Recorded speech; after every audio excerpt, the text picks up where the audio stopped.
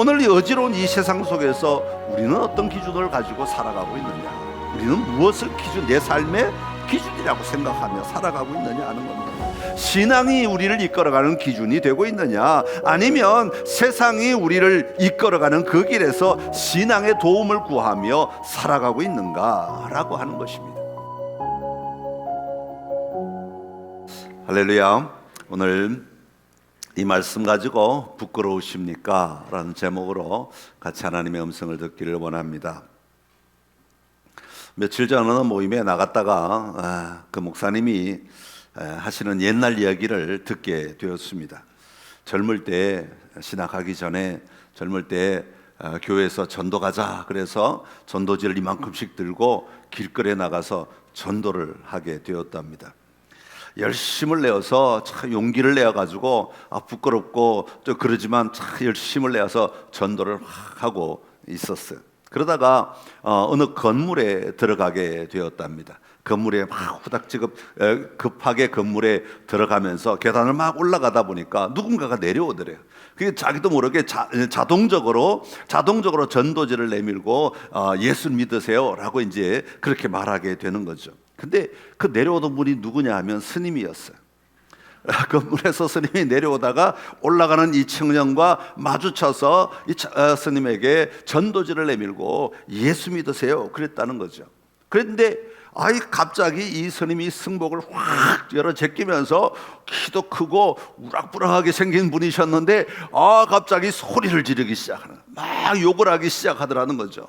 그러니까 이 청년이 얼마나 갑자기 당한 일이라, 갑자기 마주친 일이라 너무 당황해서 자기도 모르게 화장실로 들어가서 화장실 문고리를 잡고 있는데 계속 밖에서 막 이 소리를 지르는 이 소리가 막 들리는 거예요. 그래가지고 자기도 모르게 문고리를 잡고 움츠려 들어가지고 죄송합니다 그랬다는 거예요. 그러고 난 다음에 집에 와서 가만히 생각해 보니까 내가 왜 죄송하다 그랬나? 뭐가 죄송한가? 뭐가 죄송한가? 그 사람에게 내가 해를 끼친 것도 아니고 그냥 예수님 믿으라고 권한 것밖에 없는데 그것을 생각하면 지금도 부끄러워서 하나님 앞에 오히려 죄송한 마음이 든다 하는 얘기를 했던 기억이 납니다. 여러분은 예수님 믿는 것을 부끄러워해 보신 적이 있습니까? 우리가 뭔가 부끄럽다, 자랑스럽다라고 할 때는 기준이 있습니다. 그래서 이 기준에 이쪽으로 가면 부끄러운 게 되는 거고, 이 기준에서 이쪽으로 가면 자랑스러운 게 되는 거죠.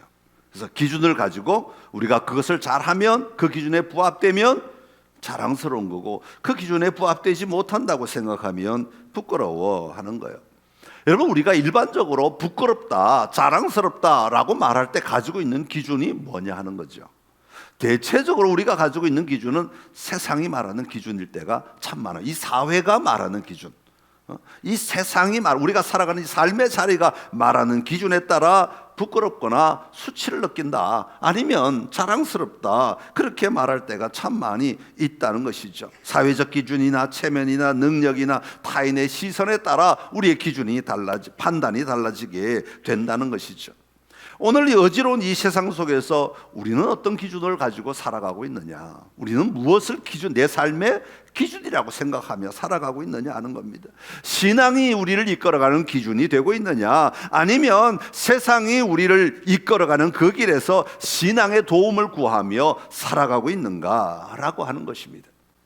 오늘 이 질문을 우리 자신에게 한번 던져 보아야 하겠습니다. 그리고 그 대답을 가지고 돌아가 다시 한번 하나님의 자녀로 살아가는 은혜가 오늘 우리에게 있어야 할 줄로 믿습니다. 오늘 사도 바울은 본문에서 이렇게 말합니다. 내가 복음을 부끄러워하지 아니하노니라고 말합니다. 여러분, 복음을 부끄러워하지 않는다라고 하는 것은 부끄러워 보인다라고 하는 것과 같이 얘기하는 거죠. 만약에 부끄러워 보이는 것이 없는데 굳이 부끄러워하지 않는다라고 말할 이유는 없는 거죠. 그러니까 어떤 상황이 사회적 환경이나 세상적 가치관에서는 이건 다 부끄러움이라고 말한다라고 하는 거죠. 그러나 그럼에도 불구하고 사도 바울은 나는 복음을 부끄러워하지 않는다, 나는 이것을 절대로 부끄러워하지 않는다라고 말하고 있는 것입니다. 여러분, 사도 바울이 살던 당시 사회에서 부끄러워 보였던 것, 어떤 것들이 있을까요? 사도 바울의 외적인 삶을 보면, 성경이 기록하는 사도 바울의 삶을 보면 유대인들에게 잡혀 쇠사슬에 결박당하는 모습. 우리 얼마 전에 미국에서 우리 일하시는 분들이 일하러 갔다가 막 쇠사슬에 묶여 있는 거 보고 와, 정말 우리 여러 가지 생각을 하잖아요. 어떻게 저럴 수가 있는가? 그분들이 당한 수치, 그분들이 당한 부끄러움, 그분들의 사진이 이렇게 실려 영상에 나왔을 때 그분들이 느끼는 마음이 어땠을까? 이런 생각을 하잖아요. 왜냐하면 그 쇠사슬에 묶인다는 건 부끄러운 일이기 때문에, 수치스러운 일이기 때문에 우리가 그런 생각을 하게 되는 거예요. 마찬가지로 사도 바울도 쇠사슬에 결박당하고 성전 밖으로 끌려나가고, 사람이 막 끌려나가고 거기다가 폭행을 당하는 고초를 겪었다, 성경은 말하죠. 감옥에 막 갇히고, 그것도 지하 감옥에 갇혀서 심하게 매를 맞고, 법정에 끌려가고, 유대인들이 얼마나 박해했으면 밤에 도망을 다녀야 하는 그런 처지가 되었다는 거죠. 복음을 전하다가 사람들에게 돌을 맞아 죽을 뻔하기도 하였어요. 얼마나 많이 맞았냐면 40에 하나 감한 매를, 그러니까 39대를 5번이나 맞았다고 그래요. 잠도 제대로 자지도 못하고 굶주림과 목마름과 옷조차 없어서 추위에 떨어했던 적이 여러 번 있었다고 성경은 말합니다. 여러분, 사실 일반적으로 세상 속에서, 사회 속에서 이런 고난을 겪는다면 그 사람은 자신의 삶을 비난하며 비관하며 부끄러워했을지도 모르겠습니다. 그렇지 않겠습니까? 세상은 감옥에 가는 게 아니라 감옥을 보내는 자가 되어야 자랑스럽다고 생각하죠. 남을 판단하고 정죄하는 자, 그 자리에 있어야 내가 다 당당하고 내가 힘이 있고 내가 자랑스러운 존재라고 말하지 않겠습니까? 우리는 안전하고 편안하고 쉽고 즐거운 것을 누릴 때 나는 행복하다 말하지 않습니까? 그런데 그것이 빼앗기면 부끄러워하고 나는 왜 이렇게 살지? 다른 사람에게 보여주기 싫고 다른 사람에게 말하기도 싫은 삶이라고 말하지 않느냐 하는 겁니다. 그렇게 바울이 겪고 있는 이 외적인 삶은 누구에게나 숨기고 싶고 부끄럽다고 느끼는 삶일 수밖에 없다고 하는 겁니다. 그러나 사도 바울은 자신이 비록 그런 삶의 현장에 내몰리는 삶을 살았다 할지라도, 다른 모든 사람들이 이런 삶은 부끄러운 삶이라 할지라도 나는 전혀 부끄럽지 않다고, 나는 이런 것들이 전혀 나를 부끄럽게 만들지 못한다고 말하고 있는 겁니다. 이 부끄럽지 않다라고 하는 이 말이 사도 바울로 하여금 온 마을을 돌아다니며 고난과 역경이 있지만 그럼에도 불구하고 복음을 전하는 삶을 살아갈 수 있도록 만들어 주었다 하는 겁니다. 특별히 사도 바울은 오늘 본문 바로 앞에 보면 15절에 그러므로 나는 할 수 있는 대로 로마에 있는 너희에게도 복음 전하기를 원하노라 그래요. 여러분, 사실 이 로마는 사도 바울을 가장 부끄럽게 만들 도시이거든요. 사도 바울이 가면 가장 고난을 당하고 가장 어려움에 처하고 가장 비난을 받고 가장 많은 돌을 맞을 수밖에 없는 곳이 어쩌면 로마일 수도 있습니다. 그럼에도 불구하고 내가 그 부끄러움을 주는 현장 속으로 나는 들어가지만 그곳을 가기를 사모하는데, 왜냐하면 나는 부끄럽지 않기 때문이다 라고 말하고 있는 것입니다. 사랑하는 성도 여러분, 오늘 우리는 어떻습니까? 복음으로 살아가는 내 삶이 부끄럽습니까? 미국 라이프웨이 리서치의 자료에 따르면 미국 교인의 29%가 일상생활에서 자기의 신앙을 공개적으로 언급하는 것을 꺼린다고 합니다. 특별히 이웃이나 직장 동료들 앞에서 자신이 너무 종교적인 사람처럼 안 보이려고 그렇게 애를 쓰는 사람이 29%, 그리스도인들 가운데 29%가 그렇게 산다는 거예요. 미국 남침례교회에서 교단에서 이제 전도를 하려고 이렇게 전략을 세우고 전도를 독려할 때 사람들이 전도하는데 너무 어려워하는 거예요. 그 중에 하나 이유가 뭐냐 하면 자신이 기독교인이라는 것을 밝히는데 느끼는 개인적인 부끄러움이 너무 크다라고 하는 것이 조사 결과 나왔어요. 한국도 마찬가지입니다. 많은 사람이 자신의 신앙을 공개적으로 밝히기를 꺼리는 경향이 점점 많아져 가고 있는 것 같습니다.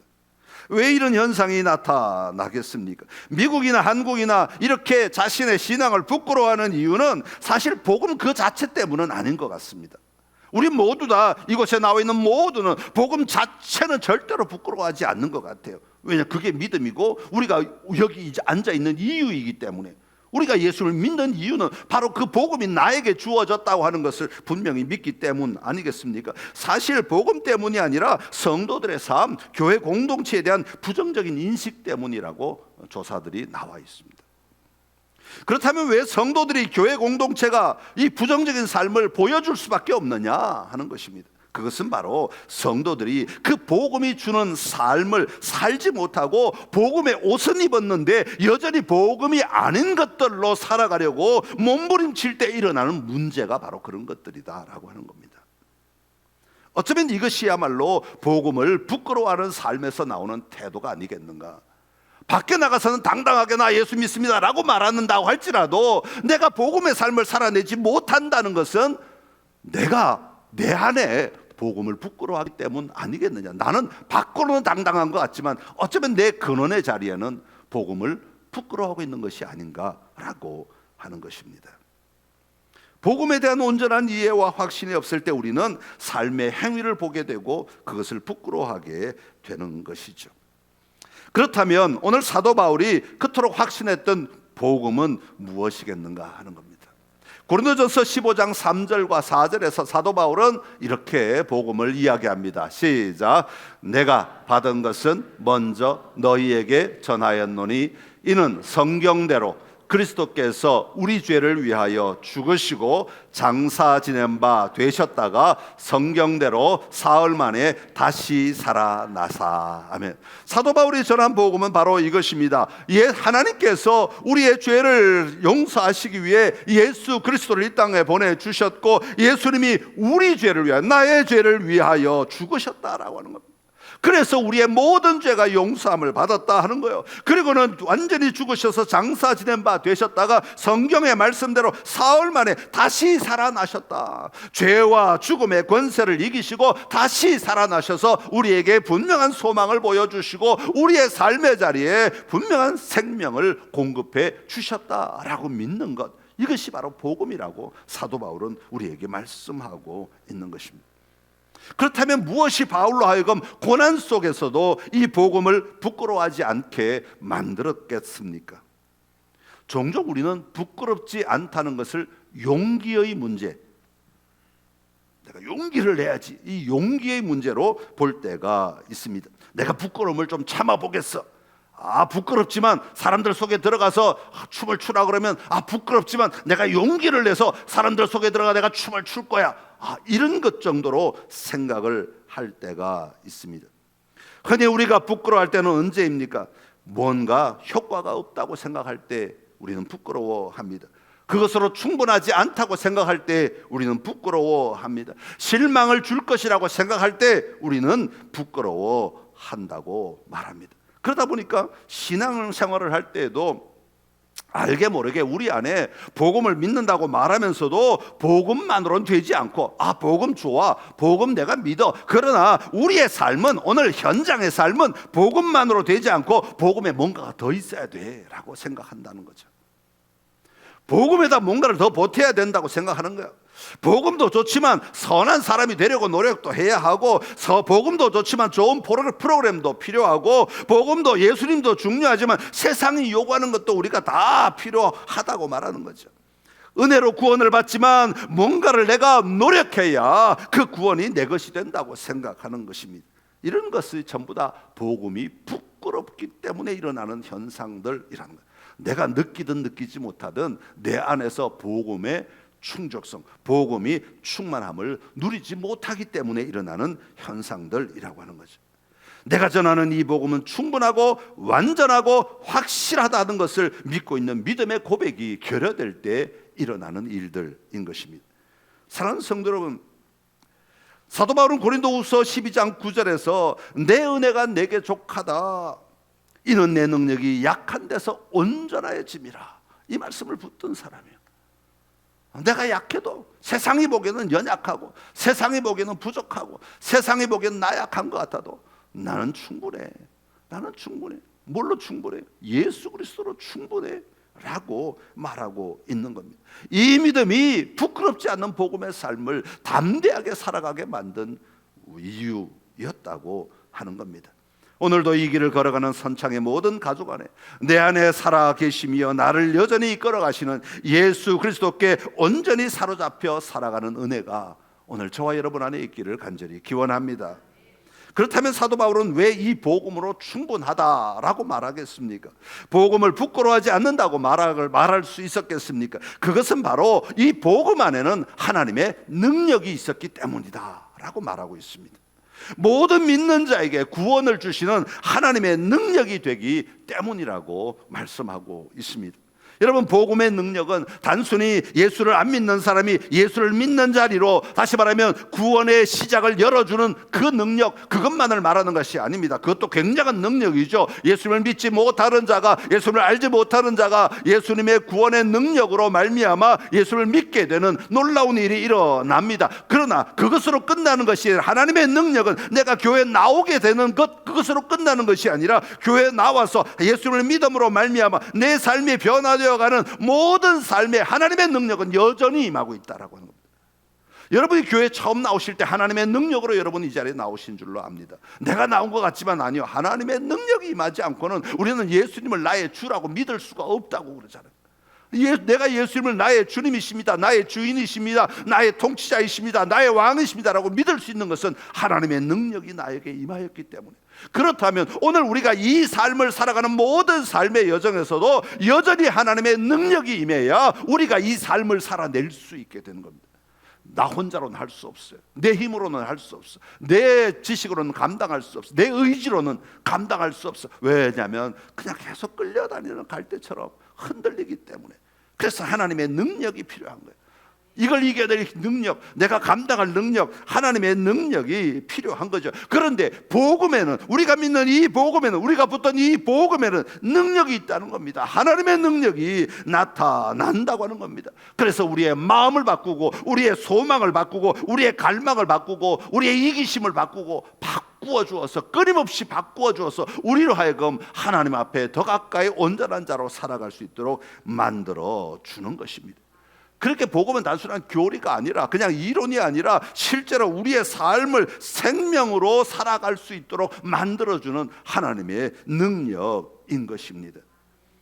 당시 로마 사람들은, 이 로마서가 쓰여질 당시 로마 사람들은 힘, 능력, 다이나마이트, 두나미스라는데 다이나마이트, 이거 굉장히 중요하게 여겼던 시대입니다. 그래서 로마 사람들은요, 이 힘으로 온 세계를, 그 지중해를 근거로 두고 이 온 세계를 다 점령한 사람, 굉장히 많은 땅을 점령을 했던 사람들이에요. 그러니까 이 힘을 의지하고 살았던 사람이에요. 그런데 놀랍게도 인간의 마음은 바꿀 수가 없다는 거죠. 아무리 힘이 세고 아무리 세상을 정복하고 아무리 땅을 넓혀가도 그들의 마음이 변화가 되지 않는다는 거죠. 오히려 그렇게 자신들의 힘이나 권력, 지위를 자랑하며 살던 로마인들 사이에서는 자살률이 그렇게 높았다고 합니다. 1세기 로마 귀족 및 정치적 지식인 계층에서는요, 자살이 유행에 가까울 정도였다고 합니다. 너도 나도 굉장히 많은 상류층들이 자살을 하였다는 거죠. 왜냐하면 자신의 권력, 자신의 지위가 힘이라고 생각했는데 그 힘에 조금의 균열이라도 생길 때 결국 모든 것을 포기해버리는 비극이 일어나게 된 것입니다. 그런데 그런 사회에 반하여 예수님의 복음은 모든 믿는 자에게 구원을 주시는, 죽음으로 몰아가는 것이 아니라 구원을 주시는 하나님의 능력이라고 사도 바울은 외치고 있는 겁니다. 너희가 죽을 수밖에 없지만 아니야, 예수님의 복음으로 말미암아 너희가 살아날 수 있어. 너희의 생명이 공급되었어. 너희는 죽을 존재가 아니라 오히려 더 놀라운 생명을 누리는 존재야라고 바꾸어 주는 것입니다. 죄와 죽음에서, 허무와 절망에서, 인간적 무능력에서 구원을 주시는 살아있는 능력이라고 사도 바울은 외치고 있는 겁니다. 병든 영혼을 회복시키고 돌이킬 수 없는 죄인을 새 사람으로 변화시키며 죽음과 절망을 넘어 영생으로 이끄는 능력이라고 담대하게 외치고 있는 겁니다. 사랑하는 성도 여러분, 복음은 현실의 고난 속에서도 소망을 주는 능력이 있습니다. 복음은 인생의 고통을 이기는 근원적인 힘을 우리에게 제공합니다. 그래서 절망 대신에 믿음과 인내, 소망을 가지게 합니다. 또한 복음은 우리를 새 삶으로 인도하는 능력이 있습니다. 자아 중심에서 하나님 중심의 삶으로 살아가도록 우리를 옮겨가는 힘이 복음 안에는 있다고 하는 겁니다. 또한 복음은 교회 공동체를 하나로 묶어 세상 속에서 하나님의 나라를 확장하게 하는 능력이 분명히 있습니다. 더 나아가 우리의 전 존재를 새롭게 하고 날마다 새로운 새 힘을 부어주는 은혜가 이 복음 안에는 있다고 하는 것입니다. 여러분, 우리는 그것을 분명히 믿어야 합니다. 그리고 그 능력을 구하며 살아야 하는 거예요. 여러분, 아무리 내 옆에 뭔가가 있어도 쳐다보지도 않고 관심도 없으면 이건 내 거 아닙니다.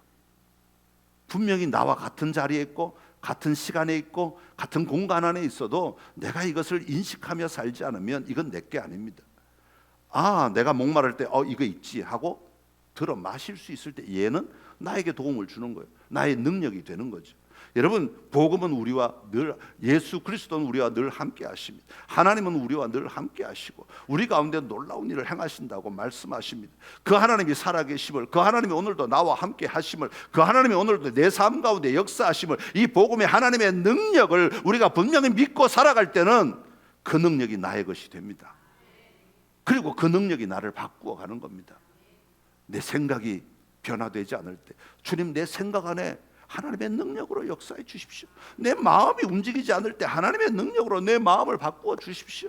내 몸이 움직이지 않을 때 하나님의 능력으로 이 감당할 힘을 주십시오. 그럴 때 하나님의 능력은 드러나게 되는 겁니다. 여러분, 오늘 여러분의 삶의 자리에 하나님의 능력이 드러나는 삶을 살아가는 우리 선창의 모든 가족이 되시기를 간절히 기원합니다. 이처럼 하나님의 능력을 주는 복음을 부끄러워하지 않는다는 것은 오늘 내 삶을 믿음으로 사는 것이다. 사도 바울은 그렇게 말합니다. 17절에 보면 오직 의인은 믿음으로 말미암아 살리라, 그렇게 말합니다. 여러분, 믿음으로 사는 것을 부끄러워하지 않는다라고 말하고 있어요. 여러분은 믿음으로 사는 것을 부끄러워하십니까? 아니면 부끄러워하지 않으십니까? 여러분, 내가 내 삶을 나는 믿음으로 살아갈 거야. 나는 이 믿음으로 오늘을 이겨낼 거야. 믿음으로 내 걸음을 걸어갈 거야. 여러분, 얼마나 중요한 고백인지 모릅니다. 그렇다면 믿음으로 산다는 것은 무엇입니까? 종종 성도들 가운데 믿음으로 사는 것을 뭔가를 하면서 이거 내가 할 수 있어, 이 믿음, 내가 이걸 붙잡을 수 있어, 이 믿음, 내가 감당할 수 있어, 이런 믿음으로 살아가는 경우들을 우리가 종종 보게 되는데, 사도 바울이 말하는 믿음으로 산다는 건 그런 것은 아닌 것 같아요. 그럼 뭐냐? 믿음으로 산다는 것은 내가 행위를 하면서 할 수 있을 거야 하고 자기 암시적인 어떤 그런 주문처럼 외우는 그런 믿음이 아니라 근원적으로 내가 누구인지를 아는 믿음입니다. 바울이 하박국의 말을 인용하여 사용하고 있잖아요. 지난 금요일 날 말씀드렸던 대목이기도 한데, 하나님이 원하셨던 것은 우리의 행동이 어떻게 바뀜으로 말미암아 너 이제 예수 믿는다고 말했으니까 교회 나와, 너 예수 믿는다고 말했으니까 기도해, 너 예수 믿는다고 말했으니까 찬양해, 우리 행동을 바꾸는 것이 우리의 믿음의 삶이라고 말하지 않고, 예수님이 내 안에 들어오시면 내 마음의 근원이 바뀌어지는 거죠. 기초가 바뀌어지는 겁니다. 나는 하나님의 사람이야. 하나님이 나를 사랑하심을 나는 믿습니다. 나는 더 이상 죄의 종이 아니라는 것을 나는 믿습니다. 나는 하나님이 나를 기뻐하시고 언제나 즐거워하시며 언제나 나를 반기신다는 것을 나는 분명히 믿습니다. 이 믿음 위에 우리가 살아가는 겁니다. 다시 말하면 우리가 가지고 있는 하나님을 향한 분명한 확신 가운데서 우리가 그 삶을 살아내는 것을 믿음으로 사는 것이다 라고 말하는 것이죠. 아브라함이 믿음의 의로 여기셨다, 그렇게 말씀하셨어요. 아브라함이 그 행동, 이삭을 바치려는 그 행동, 하나님을 향해 뭔가 하려는 행동, 그것 때문에 기뻐하시는 것이 아니라 하나님은 아브라함이 가지고 있는 근원된 하나님을 신뢰하고 하나님을 붙들고 살아가며 하나님만이 나의 참된 통치자심을 믿고 살아가는 그 믿음 위에 행동하는 것들을 기뻐하시는 거예요. 그 믿음을 보시고 야, 저 사람은 의로운 사람이다 라고 말씀하신다고 하는 것입니다. 사랑하는 성도 여러분, 예수님은 오늘도 우리를 여전히 초대하십니다. 마태복음 11장 28절에서 30절 우리 한번 읽어보겠습니다. 수고하고 무거운 짐진 자들아 다 내게로 오라. 내가 너희를 쉬게 하리라. 나는 마음이 온유하고 겸손하니 나의 멍에를 메고 내게 배우라. 그리하면 너희 마음이 쉼을 얻으리니 이는 내 멍에는 쉽고 내 짐은 가벼움이라 하시니라. 아멘. 여러분, 우리가 가진 믿음의 정체성은 우리의 삶을 바꾸게 되는 것이죠. 신앙의 정체성이 분명할수록 우리의 자존감은 회복되고 우리의 마음은 안정된 삶을 살아갈 수 있는 거예요. 왜냐하면 우리의 기반이 든든하기 때문에, 우리의 기반이 흔들리지 않기 때문입니다. 나는 하나님의 자녀이고 그리스도의 사람이라는 이 분명한 확신이 우리의 모든 문제들을 감당할 힘, 다시 말하면 부끄러워하지 않을 힘을 우리에게 가져다 주는 것입니다. 하나님이 지금도 저와 여러분을 사랑하고 계시는 줄로 믿습니다. 그 사랑을 받고 살아가는 하나님의 자녀가 바로 나입니다. 바로 여러분입니다. 하나님의 자녀로서 세상에 대하여 부끄러워하지 않는 복음의 삶, 하나님이 공급하시는 이 하나님의 능력을 가지고 살아가는 삶, 이 삶이 오늘 우리가 걸어가야 하는 삶의 모습, 삶의 자세인 것이죠. 오늘 그 삶을 살아가심으로 이 세상 속에서 담대하게 복음을 부끄러워하지 아니하고 그 복음의 삶을 살아내는 우리 모두가 되시기를 간절히 기원합니다. 기도하겠습니다. 은혜가 풍성하신 우리 하나님 아버지, 오늘 우리를 너무 사랑하여 주시어서 예수 그리스도를 이 땅에 보내주시고 우리로 하여금 하나님의 자녀로 의로운 자라 말씀하여 주시고 아버지 그 삶을 살아갈 수 있도록 우리를 붙드시고 이끌어 주셔서 감사합니다. 이 삶을 살아가는 것, 세상의 잣대로 우리가 부족한 것이 있고 연약한 것이 있고 때로는 어려운 상황이 놓인다 할지라도 우리가 부끄러워하지 않는 삶을 살아갈 수 있도록 도와주시옵소서. 아버지, 우리의 믿음이 든든할 때 하나님의 능력이 내 삶에 임함을 분명히 보고 살아갈 때 우리는 담대하게 이 세상을 헤쳐나갈 수 있게 될 줄로 믿습니다. 믿음으로 도전하며 믿음의 걸음을 내디디며 믿음으로 나아가는 우리의 삶이 되도록 축복하여 주시옵소서. 예수님의 이름으로 기도드립니다. 아멘.